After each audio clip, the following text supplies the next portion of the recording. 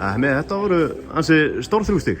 Já, þetta var risa stig að svara síðasta leik og bara, þetta er náttúrulega bara hörkubarátta þarna uppi, þannig að það telur hver leikur. Þetta var risa stórt, þetta Keflavíkur með hörkuleik, gott fótboltalið og við þurftum að hafa fyrir í dag. Þótt að tölurnar segir 3-0 þá var þetta erfiður leikur. Þeir eru með svakalega skemmtilegt lið, þannig að við erum hrikalega kátir með sigurinn.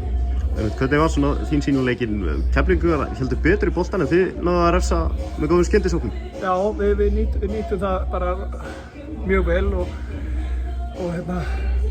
já, við vorum svona, hleyptum kannski svona full einfalt upp völlin en við vörðum tegin okkur rosalega vel í dag og Óli og bara allt liðið í heildina marðist bara með hjartanu og sálu og öllu í dag, þannig að þetta var mönnu langa þetta.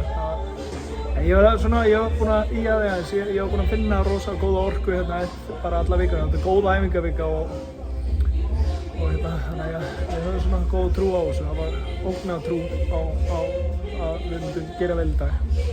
Það var heldur betur svona furðuleg byrjun á þessum leik, eftir 15 sekundur að fengum við víta á okkur, hvernig voru svona tilfinningarna þá? Já, það er náttúrulega ræðilega, það er erfitt að dæma þetta, það kannski býður aðeins upp á það en ekkert meira það að segja svo sem, þeir fengur bara víti og sem betur verið þá nýttuðu það ekki.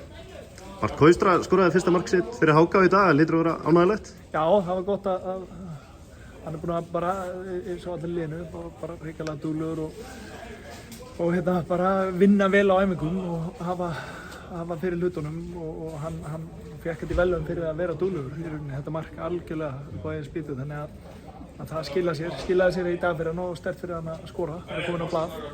Nú toppbaráttan heldur betur líflega, ég held að það séu 5 stig í Keflvíkinga sem eru í 7. sæti og 4 stig í toppinn, hvernig svona myndir þetta? Já, bara svona náttúrulega svolítið tvískipt deildin og fullt af innbyrðisleikjum eftir og bara 6 leikir eftir. Þannig að þetta er alltaf því svo þetta á að vera held ég. Þetta er bara að vera spennandi fram á loka leik áætla ég og þannig að það er bara skemmtileg deild, ótrúlega gaman að sjá hvað það eru öll lið að spila fyrir eitthvað. Hvernig Dagur Orri, hann byrjaði í dag, hver er svona framtíð hans? Það er mikil óvissa, kannski fer hann út, kannski ekki og já, við bara bíðum og sjá. Er þá að vita hvenær hann færi út eða? Nei, það er ekkert komið alveg hver loka dagsetning á það, en já, eins og segir, við erum svo sem bara að bíða og sjá hvernig það fer.